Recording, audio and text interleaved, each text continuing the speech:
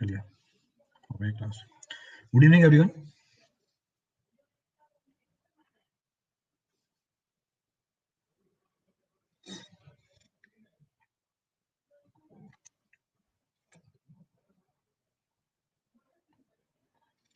Is audio video clear for all? Audio video clear है सबके लिए?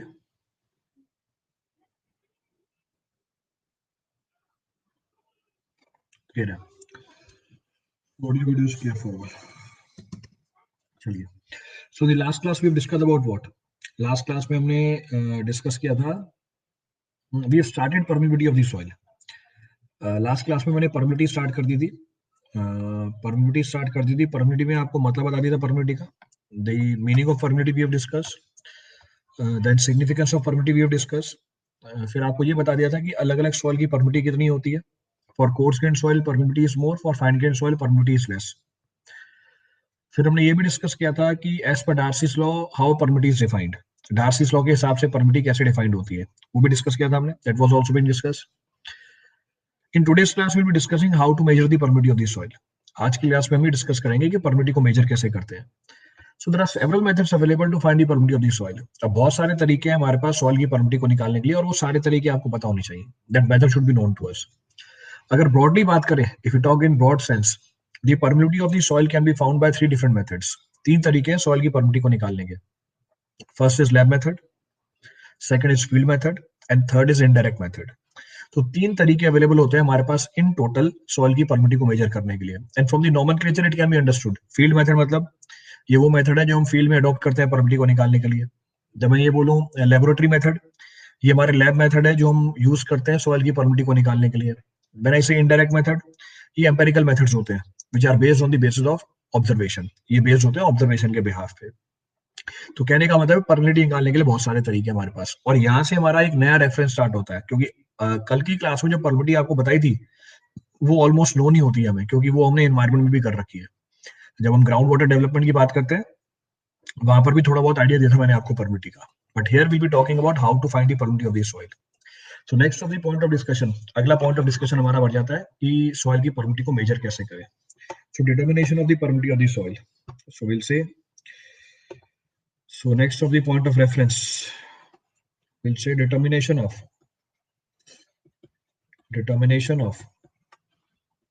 permeability of soil. Determination of permeability of the soil. तो एक basic idea दे दिया आपको कैसे कैलकुलेट करेंगे, हाउ विल फाइंड इट। तो वो एनालिसिस करेंगे। So will calculate the permeability of the soil. तो पहला पॉइंट क्या बोला है, सॉइल की परमिबिलिटी निकालने के लिए हमारे पास 3 तरीके हैं, 3 ब्रॉड मेथड अवेलेबल है। So we can say it can be found, so we can say it can be found, so it can be found by 3 methods. So it can be found by 3 methods. तो basic 3 तरीके हैं इसको निकालने के लिए। So broadly we have 3 methods available. कौन सा? पहला lab method, so first is laboratory method. दूसरा है हमारा field method, so second is field method. और तीसरा है हमारा indirect method, so third is indirect method. So third is indirect method. So lab method जो हम लैब में परफॉर्म करते हैं, फील्ड मेथड जो फील्ड में परफॉर्म करते हैं, और फिर इनडायरेक्ट मेथड जो एम्पेरिकल रिलेशन के ऊपर बेस्ड होते हैं। इनके ऊपर प्रॉब्लम्स भी आती हैं। अभी जो हम पीवाईक्यूज कर रहे हैं उसमें भी आपको एक दो प्रॉब्लम इसके ऊपर करके दिखाई थी। 1 or 2 problems were discuss on this particular topic only. तो पहला कैटेगरी उठाते हैं, the first of the category available. तो पहली जो कैटेगरी अवेलेबल है, first of the category is lab method. क्या समझ में आ रहा है इस लैब मेथड से? What do you understand by this lab method? Lab method का मतलब क्या हुआ, वो टेस्ट जो हम लैब में परफॉर्म करते हैं सॉइल की परमिबिलिटी को निकालने के लिए। So test those we perform in the laboratory to find the permeability of the soil falls in this category. Experimental है ये। तो लैब मेथड भी बहुत सारे हैं हमारे पास, एक एक करके उठाते हैं। The first of the lab method, so first of the lab method is constant head method. तो पहला जो लैब मेथड है हमारे पास परमिबिलिटी निकालने का, is termed as constant head method. So first of the laboratory method is termed as constant head method. अब इस method के बारे में ब्रीफ कर देता हूं मैं आपको, आगे राइट अप में लिख दूंगा फिर। अब क्या है कांस्टेंट हेड मेथड? नाम में लिखा हुआ है व्हाटएवर इज द परफॉर्मेंस, यहाँ पे हेड को क्या बना के रखा जाएगा, जो मर्जी करते हैं उस मेथड के अंदर वो बाद में देख लेंगे, पर नाम क्या बता रहा है? नाम ये बता रहा है इस मेथड में परमिबिलिटी को निकालने के लिए हेड क्या बनाए रखी जाएगी, कांस्टेंट बना के रखी जाएगी। ये जो मेथड है ये सूटेबल होता है कोर्स ग्रेन सॉइल के लिए। ऑब्जेक्टिव है आपके लिए डायरेक्ट ऑब्जेक्टिव की कांस्टेंट हेड मेथड कौन सी सॉइल के लिए सूट करता है, तो कांस्टेंट हेड मेथड सूट करता है कोर्स ग्रेन सॉइल के लिए, ये फाइन ग्रेन सॉइल के लिए सूट नहीं करता। अब क्यों सूट नहीं करता? इस मेथड में क्या है, लैब में सॉइल का सैंपल लेते हैं, we take the sample of the soil, और उस सॉइल के सैंपल में से हम पानी को फ्लो कराते हैं। We pass the water through the soil sample under a constant head, इसलिए इसका नाम क्या रखा हुआ है, कांस्टेंट हेड मेथड। जो पानी पास करता है सॉइल के सैंपल में से हम उसका वॉल्यूम नोट कर लेते हैं, और कितने टाइम में ये पानी पास हुआ हम वो टाइम नोट कर लेते हैं। So in this test, we allow the water to flow through the soil sample, whose permeability is to be found under constant head, and we note the volume of the water passing through the soil sample in a given time. इसका मतलब इस test की performance किसके ऊपर based है? इस test की performance इस बात के ऊपर बेस्ड है कि आपको गिवन टाइम के अंदर कितना वॉल्यूम ऑफ वाटर मिल जाता है, गिवन टाइम के अंदर कितना वॉल्यूम ऑफ वाटर मिल जाता है। अब अगर मैं फाइन ग्रेन सॉइल के ऊपर ये तरीका यूज करूं, क्या ड्रॉबैक समझ में आती है आपको? If I adopt this method over fine grained soil sample, क्या ड्रॉबैक समझ में आती है आपको? What drawback can be referred from this? It will be a time consuming process. ये एक टाइम कंज्यूमिंग प्रोसेस हो जाएगा। तो फाइन ग्रेन सॉइल की क्योंकि परमिबिलिटी कम होती है, पानी को पास करने में टाइम बहुत ज्यादा लगेगा, तो आपका लैब में टेस्ट करने का टाइम बढ़ जाएगा। इसलिए मेथड सूट नहीं करता किसके लिए, फाइन ग्रेन सॉइल के लिए। इसका मतलब ये बिल्कुल नहीं है कि फाइन ग्रेन सॉइल के लिए मेथड अडॉप्ट नहीं कर सकते, करो कोई दिक्कत नहीं है, पर इस टेस्ट का रिजल्ट आने में टाइम बहुत लग जाएगा आपका, इसलिए हम प्रेफर नहीं करते फाइन ग्रेन सॉइल के लिए कांस्टेंट हेड मेथड। तो ये बेसिक रेफरेंस निकल के आ जाती है हमारे कांस्टेंट हेड मेथड की। अब समझाने के लिए मैं आपको सॉइल का सैंपल बना के दिखा देता हूँ। I can show you the soil sample. तो लेट सपोज ये हमारा सॉइल का सैंपल है, this is sample of soil under consideration. तो sample of soil under consideration, तो ये हमारा सॉइल सैंपल है, इसमें हम पानी को फ्लो कराते हैं अंडर कांस्टेंट हेड। ऊपर वाटर टैंक है, पाइप लगी हुई है, वाटर फ्लो कर रहा है इसके अंदर, water is flowing through it, तो water is flowing through it. तो हेड क्या बना के रखेंगे यहाँ पे, will maintain the head to be what, constant.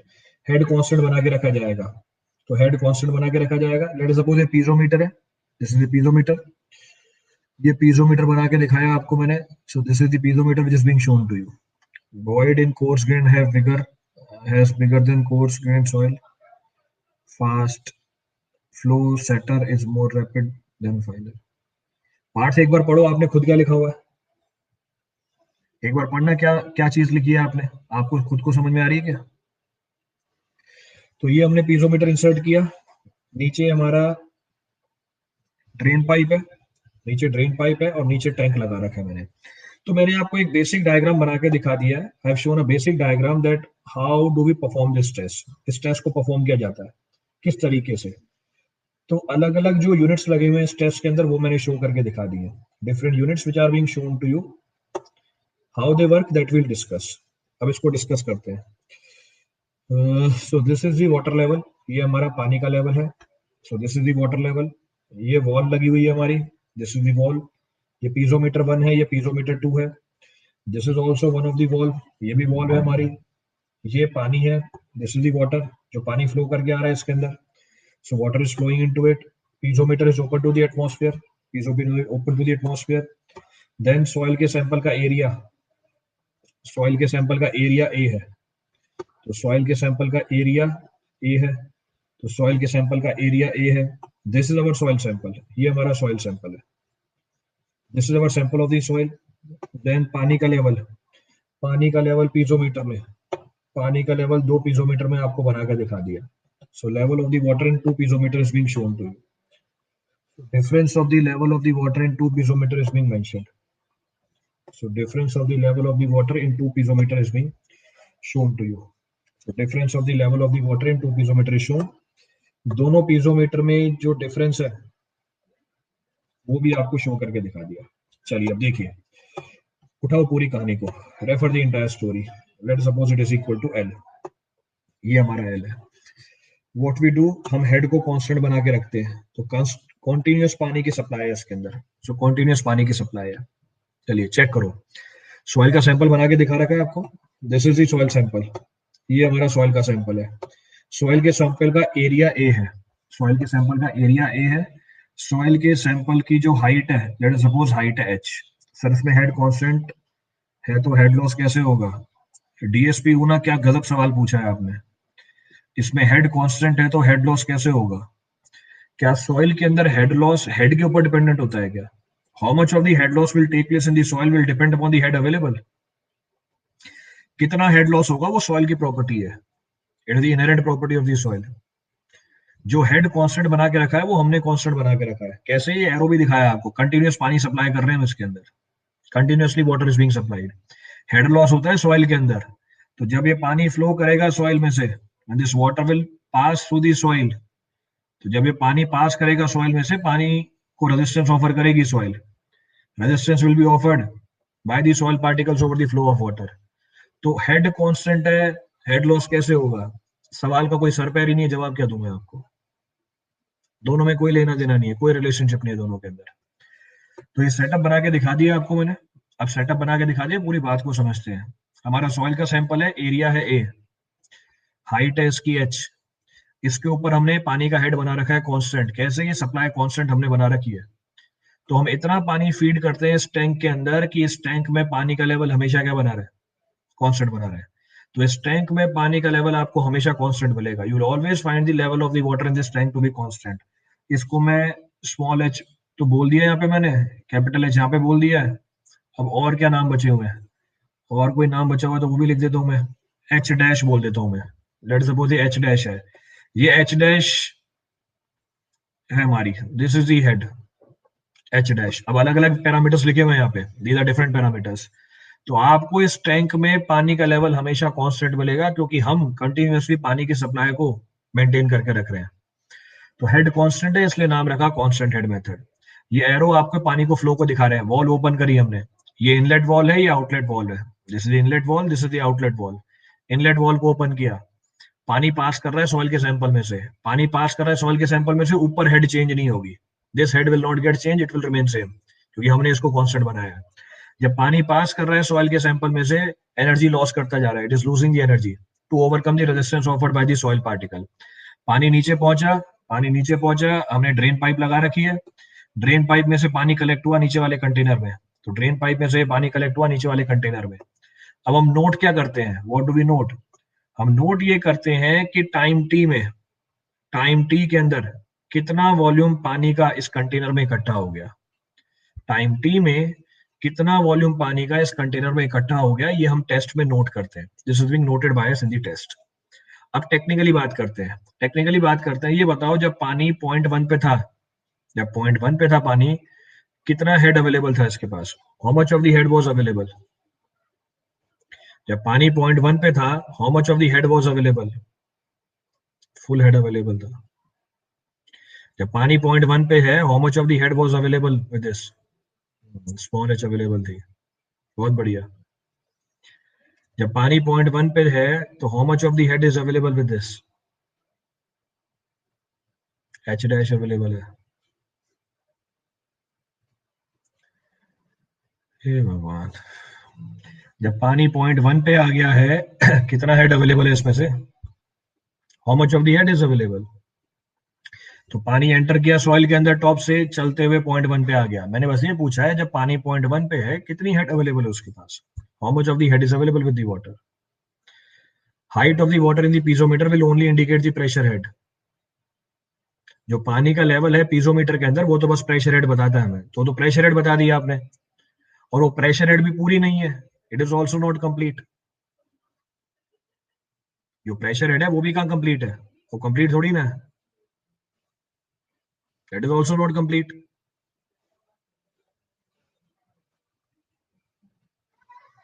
It is equal to H plus H.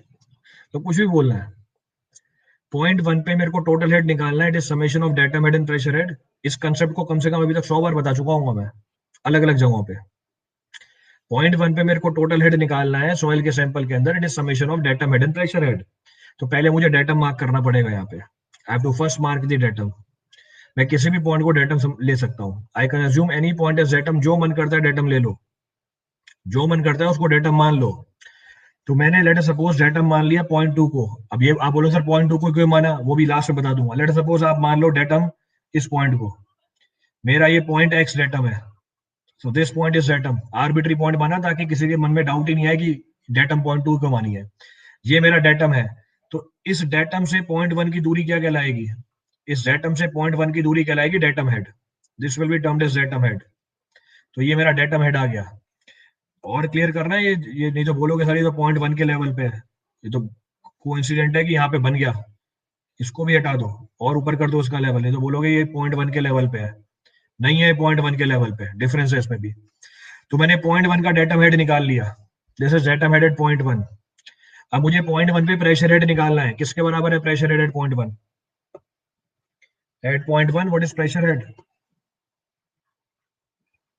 Eight point 1 what is pressure head? Point 1 पे pressure head कितनी है? पॉइंट 1 पे प्रेशर हेड कितना है? It is equal to the level of the water in the piezometer. Piezometer में जो पानी का लेवल होता है वो हमें प्रेशर हेड बताता है। तो पीजोमीटर में मुझे पानी का लेवल निकालना पड़ेगा। अब एक बार फिर से एनालाइज करना, जो काम मैंने आपको इतनी बार बता रखा है सिंप्लीफाई करके, उसमें हर बार कितना टाइम वेस्ट होता है। तो मुझे पीजोमीटर में पानी का लेवल निकालना है। ये पीजोमीटर में पानी का लेवल निकाला पॉइंट 1 के ऊपर, तो पॉइंट 1 के ऊपर पीजोमीटर में पानी का लेवल है। लेट सपोज ये निकल के आ गया H1, तो पीजोमीटर में पानी का लेवल है H1। अब टोटल हेड आ गया पॉइंट 1 पे, Z1 plus H1, this is the total head at point 1। पानी 1 से चलते हुए 2 पे आया, तो पानी 1 से चल के 2 पे आया। अब मुझे 2 पे निकालनी है total head. I have to calculate the total head at point 2। कैसे निकालूंगा? I have to calculate the total head at point 2। कैसे निकालूंगा? Same datum head plus pressure head. पहले डेटम हेड कैलकुलेट करी। डेटम से कंसर्न पॉइंट की दूरी, ये रही डेटम से कंसर्न पॉइंट की दूरी। डेटम से कंसर्न पॉइंट की दूरी कहलाती है डेटम हेड, ये है Z2। फिर मैं प्रेशर हेड कैलकुलेट करूंगा। प्रेशर हेड क्या होता है? Level of the water in the piezometer. Piezometer में पानी का लेवल, पीजोमीटर में पानी का लेवल, तो पॉइंट 2 पे जो पीजोमीटर लगा हुआ है उसमें पानी का लेवल निकाला मैंने। It is equal to Z2 plus H2। ये पीजोमीटर में पानी का लेवल है। तो मैंने पॉइंट 1 पे टोटल हेड निकाल लिया, पॉइंट 2 पे टोटल हेड निकाल लिया। जब पानी पॉइंट 1 से 2 पे आया कितनी एनर्जी खर्च करी उसने? जब पानी पॉइंट 1 से 2 पे आया कितनी एनर्जी खर्च कर गया? When the water has traveled from point 1 to point 2, how much of the energy is lost by the water? पानी पॉइंट 1 से 2 पे चल के आया, कितनी एनर्जी खर्च करी? It is equal to small h, जो डायरेक्टली आपको दिखा रखी है। बाकी आप कन्वेंशनली कैलकुलेट कर सकते हो कितनी एनर्जी खर्च करी। Z1 plus H1 minus Z2 plus H2, इतनी एनर्जी खर्च करी है, जो डायरेक्टली बता सकते हो किसके बराबर है, विच इज इक्वल टू, ये देखो दूसरा आया है। मनप्रीत कौर गलत बता रहे हो, नहीं है H1 माइनस H2, मत करे आना H1 minus H2। It is not H1 minus H2। Direct बता रखा है दो कंसर्न पॉइंट के बीच में हेड लॉस किसके बराबर होता है? दो कंसर्न पॉइंट के ऊपर जो पानी के लेवल का डिफरेंस है उसको हम बोलते हैं हाइड्रोलिक हेड लॉस। बाकी कन्वेंशनली आप कैलकुलेट कर सकते हो। ये देख लो Z1 प्लस H1 और Z2 माइनस H2 करोगे तो ये वैल्यू कितनी निकल के आएगी? ये वैल्यू निकल के आएगी स्मॉल h, जो मैंने डायरेक्टली मार्क कर रखी है। तो दो पॉइंट के बीच में पानी के लेवल का डिफरेंस हमें क्या बताता है? हाइड्रोलिक हेड लॉस बताता है। तो जब पानी पॉइंट 1 से पॉइंट 2 पे चला कितनी एनर्जी खर्च किया? जब पानी सॉइल में पॉइंट 1 से पॉइंट 2 पे चला कितनी एनर्जी खर्च किया? H एनर्जी खर्च किया। कितनी दूरी चल के? By travelling how much of distance? By travelling L distance. Point 1 और 2 के बीच की दूरी कितनी है? L है। तो क्लियर है चीज? तो मुझे हाइड्रोलिक ग्रेडियंट मिल गया।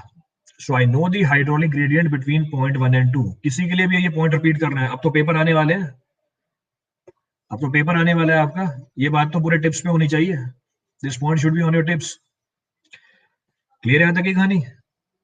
तो जब पानी पॉइंट 1 से 2 में आएगा सॉइल 1 में, सॉइल के अंदर 1 से 2 पे आएगा, एनर्जी खर्च करेगा स्मॉल h, कितनी दूरी चल के? L दूरी चल के। तो मैंने क्या क्या नोट किया इसके अंदर, टेस्ट के अंदर? मैंने नोट किया कितना वॉल्यूम कंटेनर में आया टाइम t के अंदर, यानी मुझे डिस्चार्ज पता है, discharge is equal to volume per unit time. यही डिस्चार्ज कहां से पास करी है?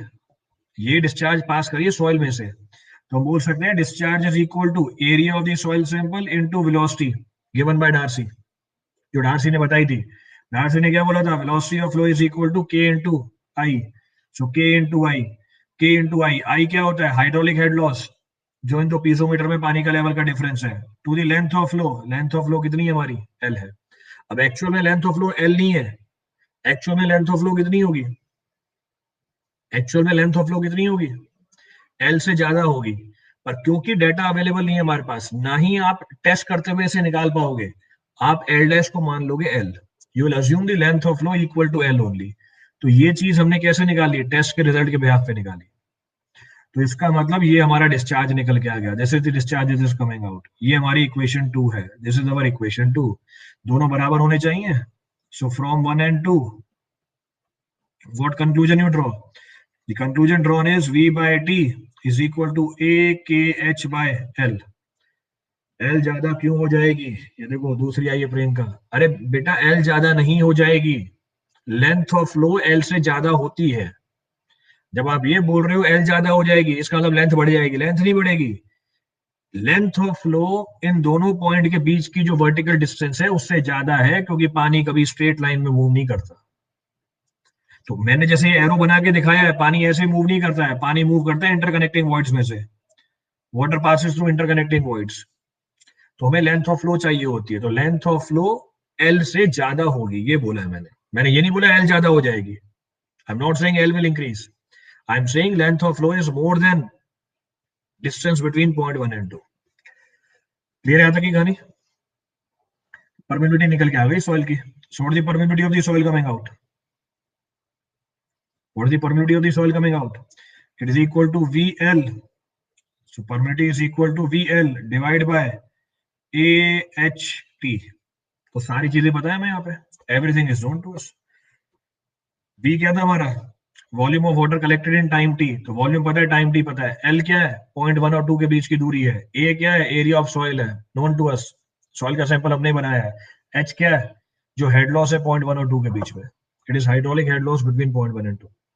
So this is the first method available to find the permeability of the soil suitable for coarse grained soil। अब शायद समझ में आ जाएगा आपको, आपको वॉल्यूम नोट करना है गिवन टाइम में। अगर ये फाइन ग्रेन सॉइल होती, if this would have been fine grain soil, ये टेस्ट मेरा खत्म हो रहा था 5 मिनट में, 5 घंटे लग जाएंगे आपको टेस्ट करते हुए, तो आपका टाइम बढ़ जाएगा टेस्ट के अंदर, time involve in the test will increase, hence not preferred for fine grain soil, इसलिए प्रेफर नहीं करते हैं फाइन ग्रेन सॉइल के लिए।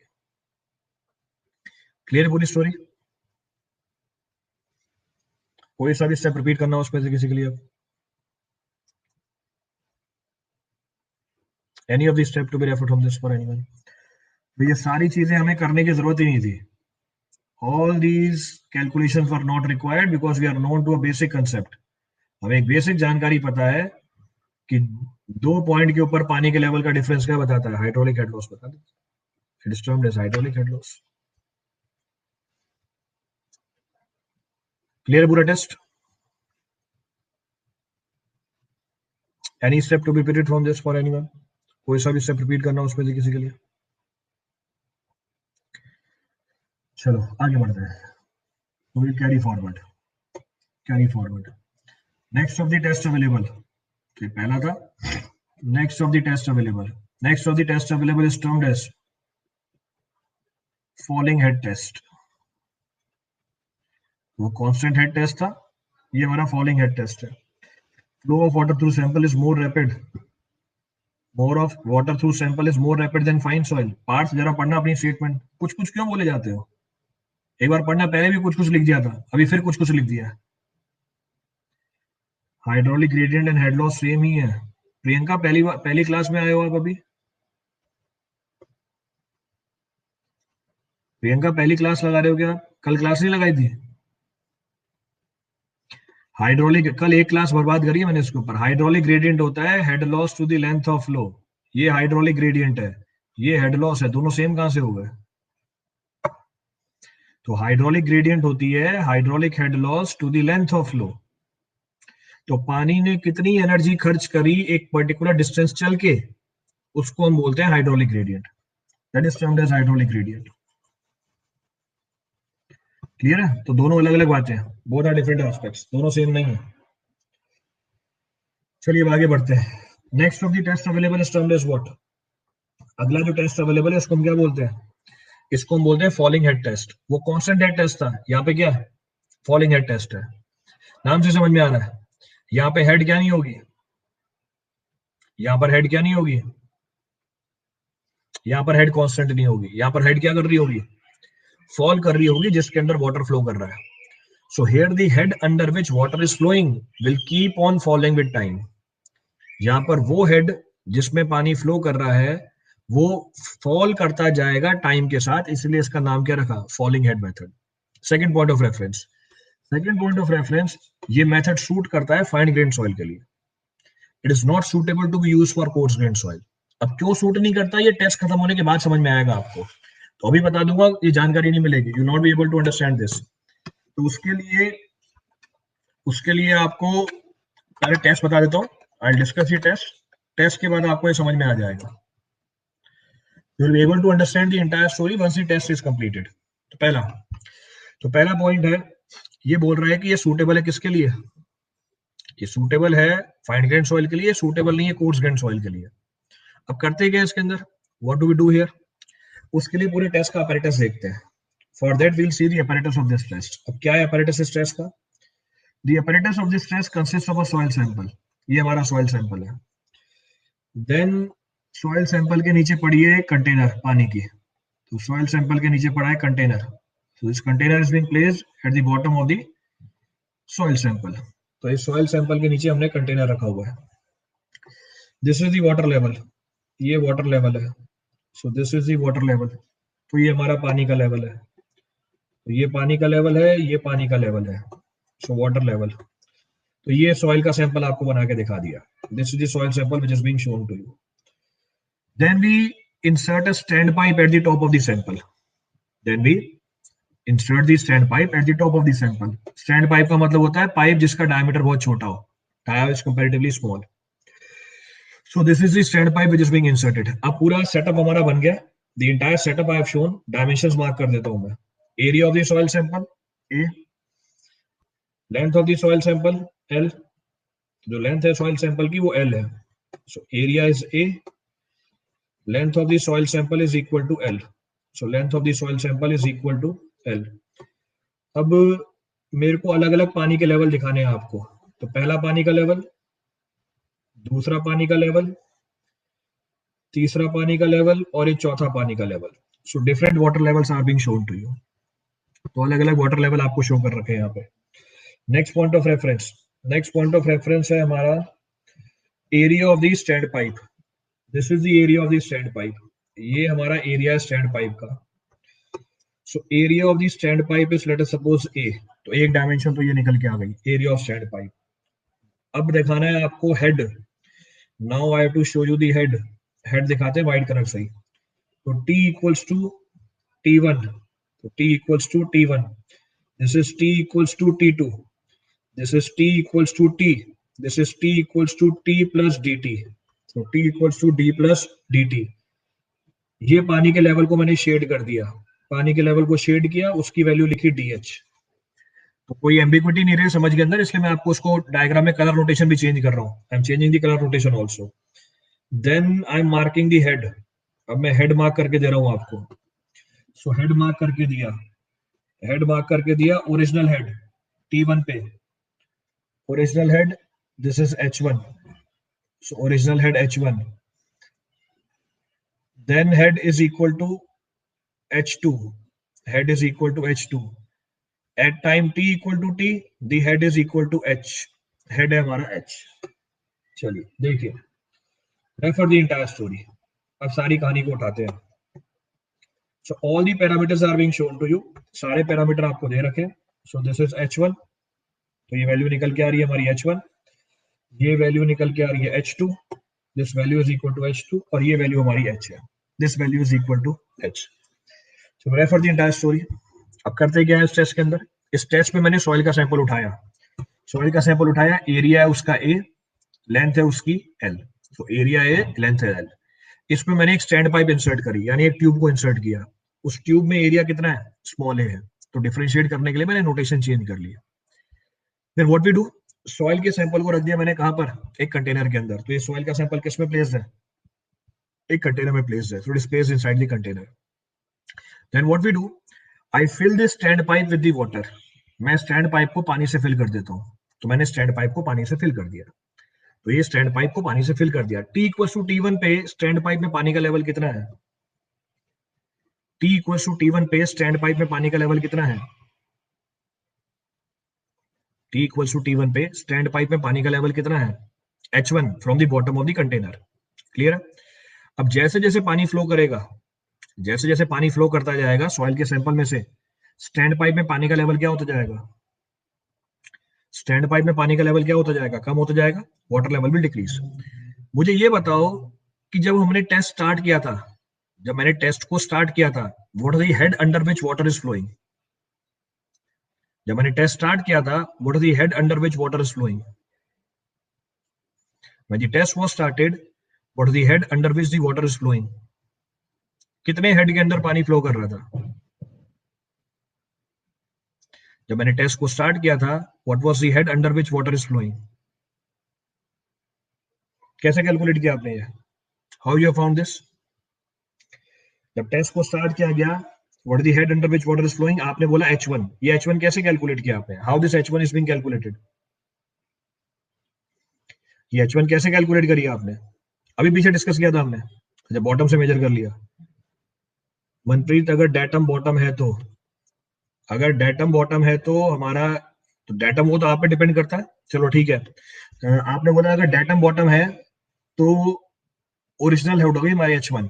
तो ओरिजिनल हेड H1 हुई ना। मैंने सवाल क्या पूछा है आपसे, मैंने सवाल तो ये पूछा है कितने हेड के अंदर पानी फ्लो कर रहा है, what the head under which water is flowing.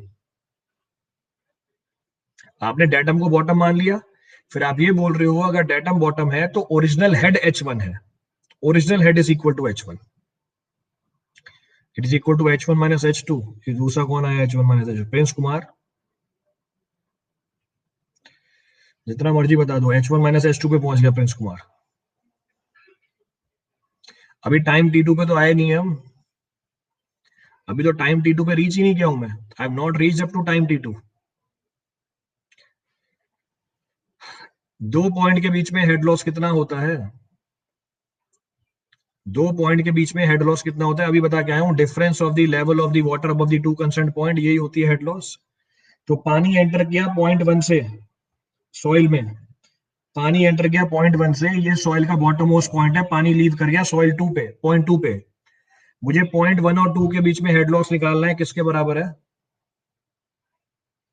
मुझे पॉइंट वन और टू के बीच में हेड लॉस निकालना है, किसके बराबर है। I have to calculate the head loss between point 1 and 2. This is equal to what?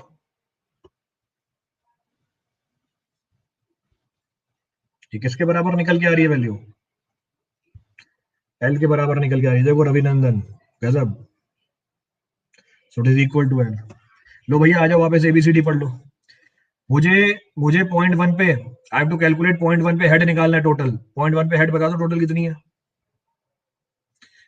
T equal to T one पे मुझे पॉइंट वन पे टोटल हेड निकालनी है, किसके बराबर होती है, it is equal to datum head plus pressure head. ये datum head plus pressure head के बराबर होती है, तो डेटम मार्क करना पड़ेगा मुझे। I have to mark the datum. किसी ने बोला बॉटम को डेटम मान लो, लो बॉटम को डेटम मान लिया, ये हमारा डेटम है। तो मैंने बॉटम को डेटम मान लिया। अगर बॉटम को डेटम माना, बॉटम से लेके पॉइंट वन तक की दूरी क्या कहलाएगी, डेटम हेड कहलाएगी। It will be termed as datum head. फिर मुझे पॉइंट वन पे प्रेशर हेड निकालना पड़ेगा। प्रेशर हेड क्या होता है, level of the water in the piezometer. Piezometer में पानी का लेवल निकाला। तो datum head plus pressure head will be equal to total head, जो मैंने डायग्राम में आपको दिखा रखी है H1, which in diagram I have shown to you separately. ये मेरी H1 निकल के आ गई, ये ओरिजिनल हेड है, this is the original head. पानी पॉइंट टू पे आया, water has reached up two point two. तो वन से ट्रेवल करके टू पे आया पानी, तो पानी वन से ट्रेवल करके टू पे आया। जब पानी वन से ट्रेवल करके टू पे आया, उसने क्या किया, एनर्जी खर्च करी, water has lost the energy. तो water has lost the energy, तो पानी ने अपनी एनर्जी लॉस करी। तो पॉइंट टू पे कितनी एनर्जी है पानी के पास, at point two, how much of the energy is available with the water, at point two, what is the energy available with the water. Point two पे कितनी एनर्जी है पानी के पास, सेम वही datum head plus pressure head. तो datum head, तो bottom point हमारा डेटम था, यहां से पॉइंट 2 तक की दूरी, यहां से हमारे पॉइंट 2 तक की दूरी, ये डेटम हेड। प्रेशर हेड कैसे निकालूंगा? Level of the water above the concern point, जब दोनों को जोड़ दूंगा कितना निकल के आ जाएगा? This will be equal to H2। तो जब पानी 1 से लेके 2 पे चल के आया तो उसने कितनी एनर्जी खर्च करी?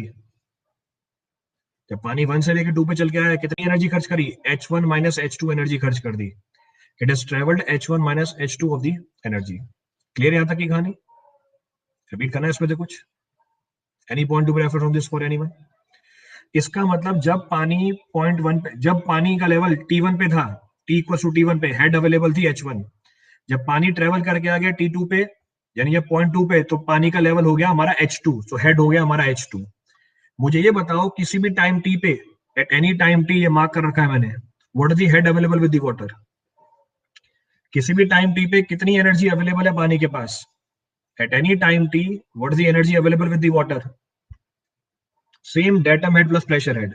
तो इन दोनों कैलकुलेशन से क्या समझ में आया आपको? इन दोनों कैलकुलेशन से ये समझ में आया कि जो मेरे पीजोमीटर में पानी का लेवल है, पीजोमीटर में पानी का लेवल है, वही मुझे क्या बता रहा है? वही मुझे अवेलेबल एनर्जी बता रहा है पानी के पास। तो शुरुआत में जब पानी पॉइंट 1 पे था उसके पास एनर्जी थी H1। जब पानी T इक्वल टू T2 पे कहां आ गया? पॉइंट 2 पे आ गया, उसके पास एनर्जी है H2।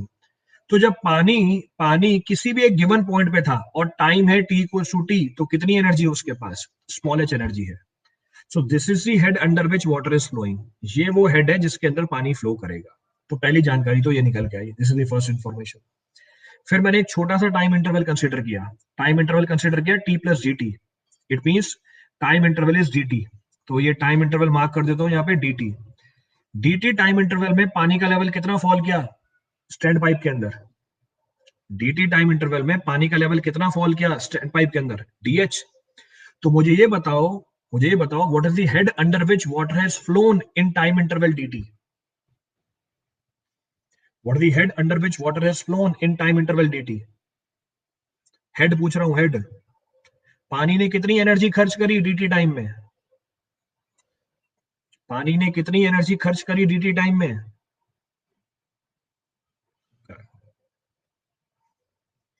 पानी ने कितनी एनर्जी खर्च करी dt टाइम में? dh एनर्जी खर्च करी। तो dt टाइम के अंदर पानी ने dh एनर्जी खर्च कर दी, किसको ओवरकम करने के लिए? फ्रिक्शन को ओवरकम करने के लिए। क्लियर है चीज? तो इतनी चीज ध्यान रखना, आगे काम आएगी। Second point of reference, second point of reference, जो पानी स्टैंड पाइप में से फ्लो कर रहा है कहां जा रहा है? सॉइल के अंदर ही जा रहा है। जो पानी स्टैंड पाइप में से फ्लो कर रहा है कहां जा रहा है? सॉइल के अंदर से जा रहा है। इसका मतलब आप बोल सकते हो एज पर continuity equation, volume of water और discharge of water passing through the stand pipe should be equal to discharge passing from, should be equal to discharge passing from soil. तो जितना डिस्चार्ज स्टैंड पाइप में से पास करेगा उतना ही discharge किसमें से पास करेगा? सॉइल में से पास करेगा। और सॉइल में से डिस्चार्ज कैलकुलेट करने के लिए मेरे पास डार्सीज लॉ है। सॉइल में से डिस्चार्ज कैलकुलेट करने के लिए मेरे पास डार्सीज लॉ अवेलेबल है। अब मैंने आपको कंसेप्ट बता दिया, कैलकुलेशन आप मुझे करके दो। क्या कैलकुलेशन करके दो? मुझे ये बताओ what is the volume of water, what is the volume of water flowing, volume of water flowing through stand pipe, through stand pipe in time dt।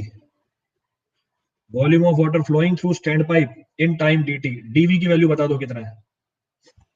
dt time interval में कितना वॉल्यूम पास कर गया stand pipe में से?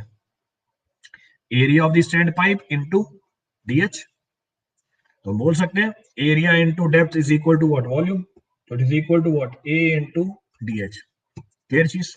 अब मुझे ये बताओ what is the discharge, what is the discharge through stand pipe, what is the discharge through stand pipe, what is the discharge through stand pipe? dq। अगर मुझे वॉल्यूम ऑफ वाटर फ्लोइंग पता है, what is the discharge through stand pipe, this will be equal to what? dv by dt। It means a into dh by dt। यही है। तो dt time interval में कितना discharge पास कर गया? dv by dt पास कर गया। तो ये डिस्चार्ज थ्रू स्टैंड पाइप आ गया। एज पर कंटिन्यूटी इक्वेशन ये डिस्चार्ज किसमें से होना चाहिए पास? सॉइल में से।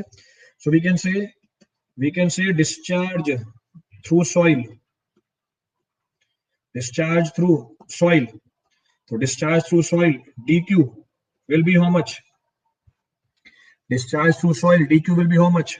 This should be equal to k into I into a.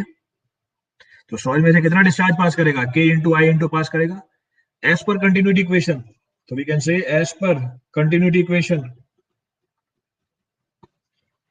So as per continuity equation, or you can say conservation of mass. So conservation of mass, दोनों डिस्चार्ज क्या होने चाहिए? दोनों डिस्चार्ज क्या होने चाहिए? ये मैंने लिख दिया स्टैंड पाइप, ये मैंने लिख दिया soil.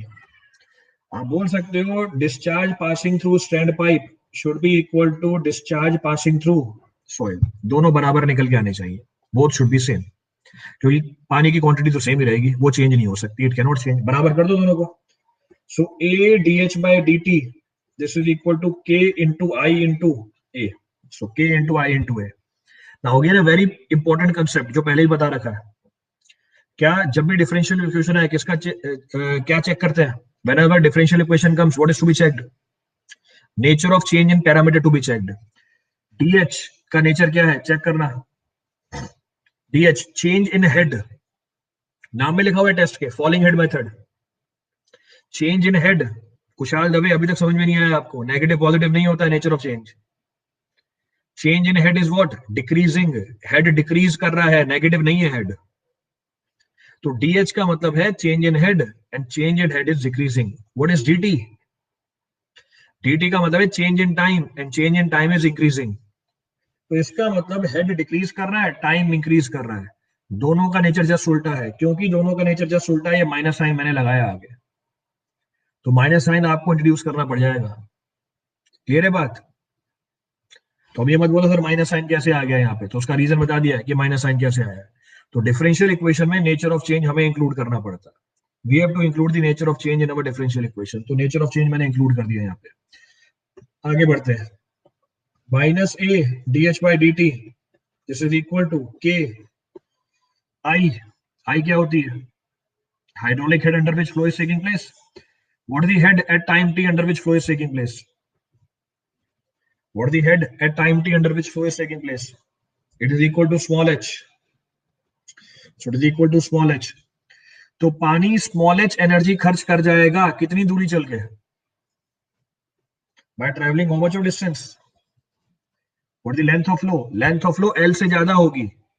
Length of flow L से ज्यादा होगी, पर क्योंकि हमारे पास Z अवेलेबल नहीं है हम इसको L मान लेंगे. We'll assume it to be L. तो मैंने इसको L मान लिया, तो L मान लिया इंटू ए. सिंप्लीफाई करो इसे. तो अगर मैं इसको सिंप्लीफाई करूं, क्या सिंप्लीफिकेशन है? Minus D H by H, बाकी टर्म्स वहां पे गए, के ए एल, नीचे छोटा ए भी आ गया, डी टी. तो नीचे छोटा ए भी आ गया, डी टी. चलो इसको इंटीग्रेट करो. जब टाइम टी इक्वल्स टू टी1 है, हेड कितना अवेलेबल है? When time t is equal to t1, what is the head under which flow is taking place? H is equal to h1.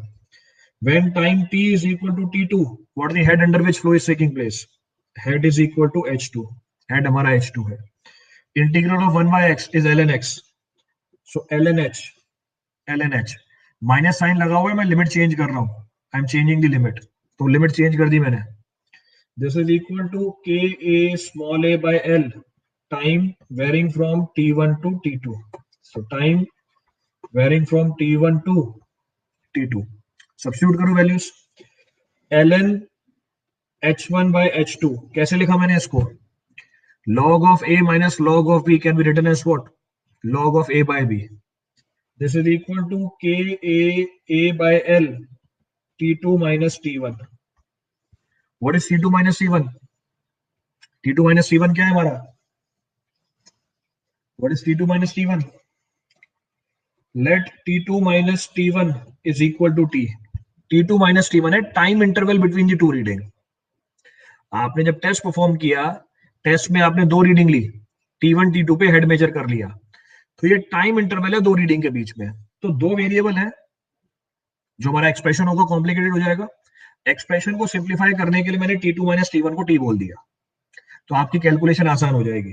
तो मैंने लिखा ln h1 by h2 this is equal to K a t by a into L.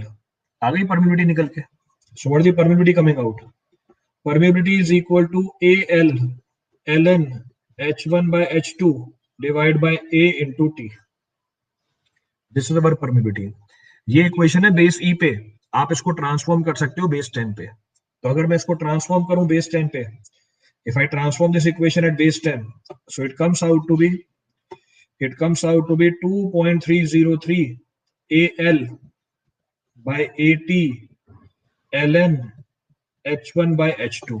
This is the permeability of the soil, which can be found using falling head method, जिसको हम falling head method से निकाल सकते हैं। तो falling head method में हमने क्या क्या नोट किया था? हमने नोट किया था टाइम t1 पे पानी का हेड कितना है, हमने नोट किया था टाइम t2 पे पानी का हेड कितना है, तो यही हमारी रीडिंग थी। तो t2 माइनस t1 हमारा t हो गया, h1 h2 हमें पता है, we know the value of h1 h2। It means हम ये वाला टेस्ट भी परफॉर्म करके क्या कर सकते हैं, परमिबिलिटी को निकाल सकते हैं। अब इस टेस्ट में दो तीन इंपॉर्टेंट चीजें हैं, जैसे अगर मैं ये टेस्ट परफॉर्म करूं कोर्स ग्रेन सॉइल के लिए, क्या दिक्कत है? तो ये सूटेबल है फाइन ग्रेन सॉइल के लिए, ये कोर्स ग्रेन सॉइल के लिए सूट नहीं करता। क्यों सूट नहीं करता? अगर आपने स्टैंड पाइप को पानी से भरा, वो पानी इंस्टेंटली बाहर निकल के आ जाएगा। जैसे आप स्टैंड पाइप को पानी से भरोगे और उसको सैंड के अंदर डाल दोगे, वो पानी इंस्टेंटली बाहर निकल के आ जाएगा। जैसे ही पानी इंस्टेंटली बाहर निकल के आ जाएगा, आप T2 और H2 की रीडिंग ले नहीं पाओगे। You will not be able to take the reading of T2 and H2 properly. Clear है बात? तो कहने का मतलब है यहाँ पे रीडिंग लेने का मेरे को टाइम मिलना चाहिए, और रीडिंग लेने का टाइम आपको तब मिलेगा जब पानी का लेवल धीरे धीरे नीचे आ रहा है, और पानी का लेवल धीरे धीरे तब नीचे आएगा जब सॉइल की परमिबिलिटी क्या हो, कम हो। क्लियर है बात? चलिए नेक्स्ट पॉइंट ऑफ रेफरेंस। जब भी हम टेस्ट परफॉर्म करते हैं सिर्फ एक रीडिंग नहीं लेते, मल्टीपल रीडिंग्स लेते हैं। whenever we perform the test we don't take one reading, we take multiple readings, ताकि जो हमारा एरर है वो क्या होता जाए, कम होता जाए। और इस टेस्ट में एक बहुत ही इंटरेस्टिंग चीज है, और ये सवाल भी बनता है, तो बहुत ही अच्छा सवाल बनता है इसके ऊपर, और ये छोटा सा कंसेप्ट लगा हुआ है इसके अंदर। क्या? इस टेस्ट में जब हम मल्टीपल रीडिंग्स ले रहे होते हैं, जैसे पानी का लेवल कहां से कहां तक फॉल किया, पानी का लेवल फॉल किया H1 से लेकर H2 तक टाइम t में, पानी का लेवल फॉल किया H2 से लेकर H3 तक किसी दूसरे टाइम में, पानी का लेवल फॉल किया H3 से लेकर H4 तक किसी दूसरे टाइम में। हम क्या करते हैं यहाँ पे मल्टीपल रीडिंग्स लेने के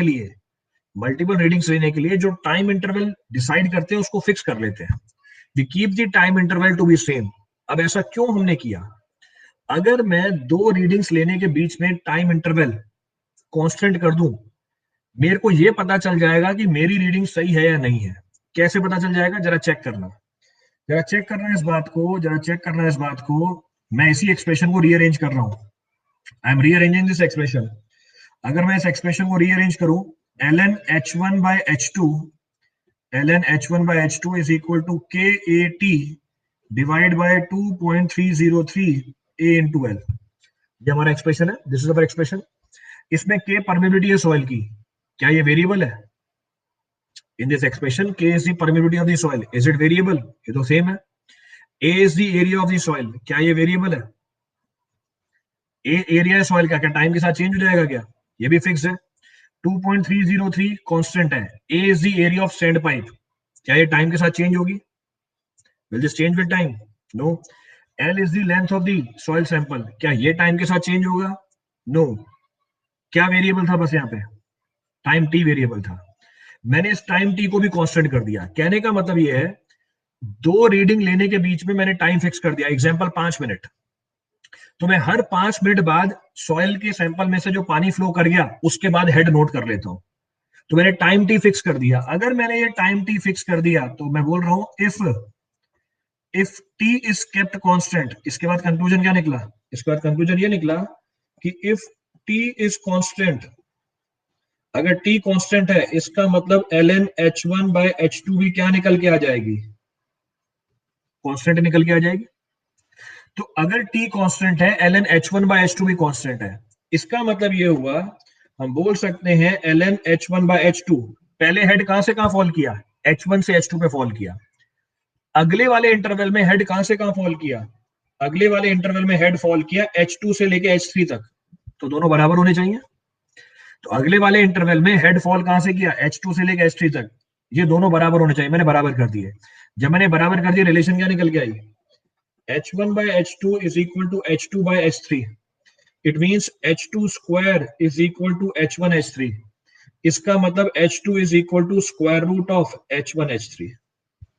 तो h2 किसके बराबर आ गया, h2 बराबर आ गया square root of h1 h3 के। इसका मतलब आपको एक तरीका पता चल गया ये एनालाइज करने का कि टेस्ट के टाइम पे आप रीडिंग सही नोट कर रहे हो या नहीं कर रहे हो। क्यों, आपकी जो दूसरी रीडिंग निकल के आएगी वो किसके बराबर होनी चाहिए, आपका जो h2 है वो किसके बराबर होना चाहिए, square root of h1 h3 के बराबर होना चाहिए, अगर आपने टाइम क्या रखा हुआ है, फिक्स रखा हुआ है। इस बात को समझने के लिए एग्जांपल लेते हैं। सवाल क्या पूछेगा आपसे, सवाल ये पूछेगा आपसे, बोलेगा फॉलिंग हेड मेथड में हमारे को ये रीडिंग मिली, फॉलिंग हेड मेथड में हमारे को ये रीडिंग मिली। सो फॉलिंग हेड मेथड में हमें ये रीडिंग मिली, तो ये टाइम डाल दूंगा मैं यहाँ पे, यहाँ पर क्या डालना है, यहाँ पे हेड की वैल्यू डाल देनी है बस। तो दो ही कॉलम काम आएंगे, तीसरा कॉलम काम नहीं आएगा मेरे, तो तीसरा कॉलम काम नहीं आएगा। तो ये है टाइम, ये है head, this is the head. तो t equals to 0, t equals to 0, head है हमारा लेट सपोज 10, तो हेड है हमारी 10, ये सेंटीमीटर में चल रही है, दिस इज इन सेंटीमीटर। ये टाइम है हमारा मिनट में, फिर है 5 मिनट, फिर है 10 मिनट, फिर है 15 मिनट, फिर है 20 मिनट, फिर है 25 minute and so on. 5-5 minute का मैंने इंटरवल ले लिया। अब मेरे को आप लोग कैलकुलेशन करके बताओगे, अब आप मेरे को कैलकुलेशन करके बताओगे, रिवर्स कैलकुलेशन। क्या है रिवर्स कैलकुलेशन, मेरी दूसरी रीडिंग निकल के आएगी कितनी, ये मेरे को कैलकुलेट करनी है। चलो, give me the value of square root of 10 and 7, give me the value of square root of 10 and 7। मेरे को स्क्वायर रूट निकाल के दो 10 और 7 का, कितना आ रहा है, give the value of square root of 10 and 7।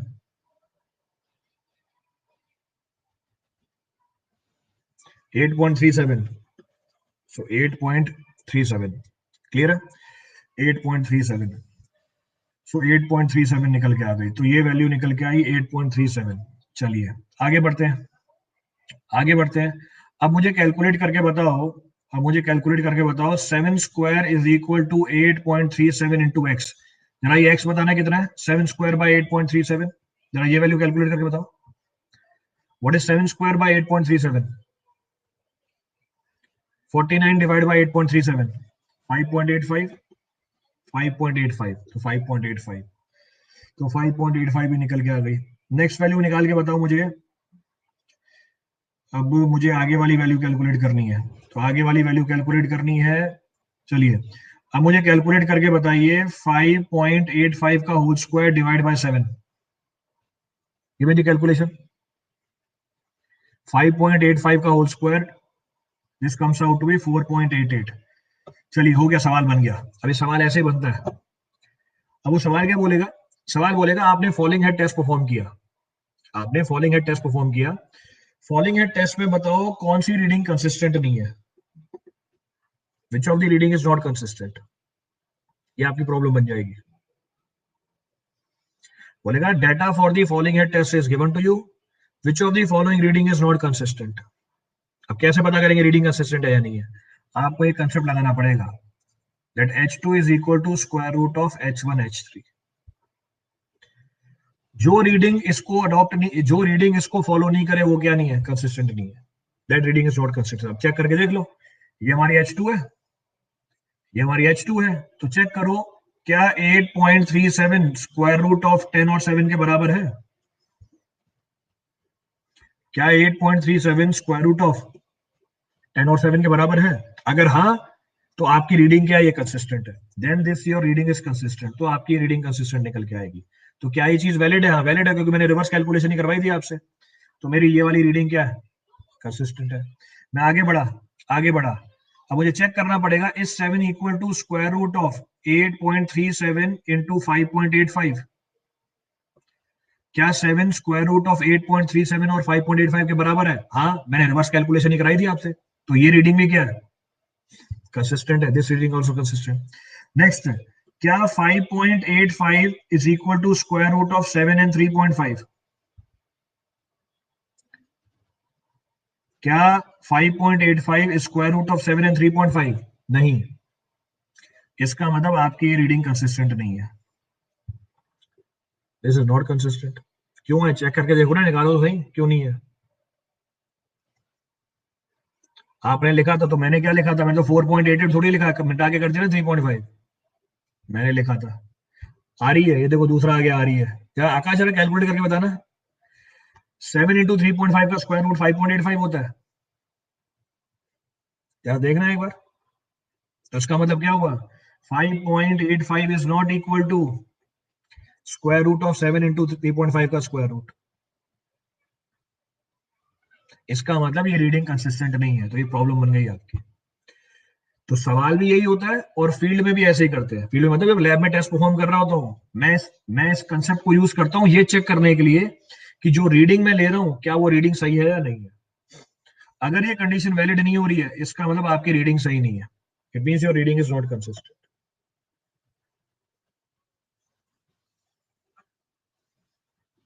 Clear है पूरी कहानी? रिपीट करना है इसमें से कुछ भी? तो इसके ऊपर प्रॉब्लम मिलेगी आपको। You will find one problem on this concept. तो दो टेस्ट मैंने आपको बता दिया आज परमिटिविटी को निकालने के लिए। Two of the test I have discuss. First is constant head method, second is following head method. Clear है पूरी कहानी? Any of the point to be referred from this for anyone? कोई सा पॉइंट रिपीट करना हो उसमें तो चलिए, बाकी कल करते हैं। Rest will do tomorrow. Sufficient है आज के लिए।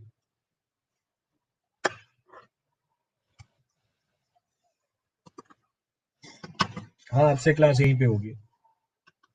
रोज एक ही चीज कितनी बार पूछोगे?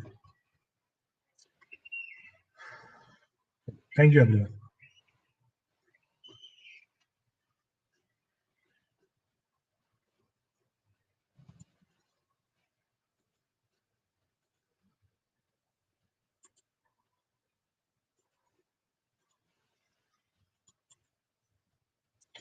ये लिंक शेयर कर दिया मैंने। I have shared the link. Link for the group I have shared.